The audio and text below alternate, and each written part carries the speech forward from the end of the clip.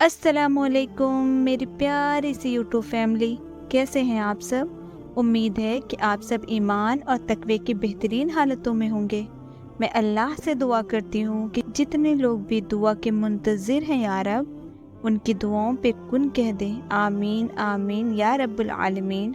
आज मैं आपको इस वीडियो में इस्तिखारे के बारे में बताऊंगी कि इस्तिखारा क्यों किया जाता है, इस्तिखारा करने का मतलब क्या है, क्या सिर्फ शादी के लिए इस्तिखारा करना चाहिए। इस्तिखारा अल्लाह से फ्यूचर के लिए हेल्प है।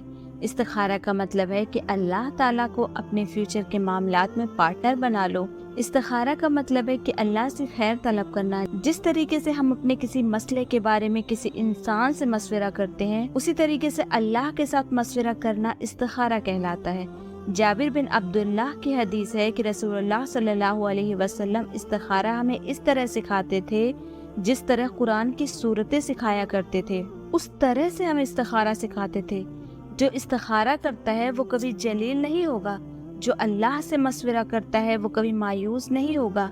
इंडिया, पाकिस्तान और बांग्लादेश में इस्तिखारा लोग सिर्फ शादी के लिए करते हैं, जबकि जिंदगी के हर मामलात में इस्तिखारा करना चाहिए। अगर आपकी कहीं पे जॉब लगी है या फिर कोई बिजनेस शुरू करना चाह रहे हैं, कोई जमीन खरीद रहे हैं, कोई घर खरीद रहे हैं, किसी किराए के घर पे जाना है, इवन आप कोई सामान भी खरीद रहे हैं, तब भी इस्तिखारा करना चाहिए।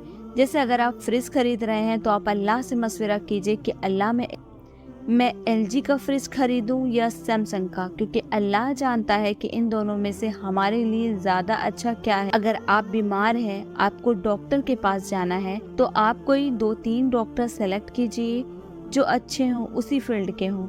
उसके बाद आप अल्लाह से मशवरा कीजिए कि अल्लाह मेरे लिए इन डॉक्टरों में से शिफा किस डॉक्टर के पास मिलेगी।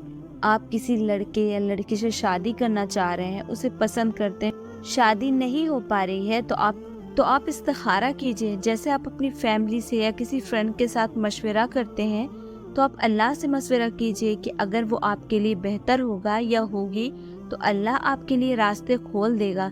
रास्ते अल्लाह वहाँ से बना देगा जहाँ से आपका गुमान भी नहीं होगा। और अगर आपके लिए वो लड़का या लड़की सही नहीं हुई, तो अल्लाह आपके दिल को मुतमईन कर देगा।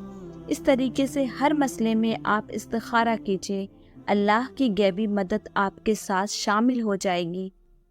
पहले सब कुछ पता कर लीजिए, फिर इस्तिखारा करिए। हदीस में आता है कि इरादा जब कर लो फिर 2 रकते पढ़ो फर्ज के अलावा। सबसे पहले इस्तिखारा करने का इरादा करें, फिर 2 रकात नमाज पढ़ें इस्तिखारा की नियत से, फिर आप इस्तिखारे की दुआ पढ़ें और आपको जो ज़रूरत है उसके लिए दुआ करें। इस्तिखारे की दुआ बहुत ही खूबसूरत है। जब आप किसी मसले को लेकर इस्तिखारा करेंगे तो अल्लाह आपके दिल में उस चीज़ को पूरा करने या ना करने की ओर दिल को मायल कर देगा। नमाज इस्तिखारा का तरीका और दुआ। अल्लाहुम्मा इन्नी अस्तखीरुका बिइल्मिका व अस्तक़दिरुका बिक़ुदरतिका व अस्अलुका मिन फ़ज़लिकल अज़ीम व इन्नका तक़दिरु व ला अक़दिरु व तअलमु वला आलमु व अंत अल्लामुल ग़ुयूब। अल्लाहुम्मा इन कुंत तअलमु अन्ना हाज़ल अम्र। जब आप अन्ना हाज़ल अम्रा पे पहुँचेंगे तो आप यहाँ पे उस काम का नाम लेंगे जिसके लिए आप इस्तिखारा कर रहे हैं।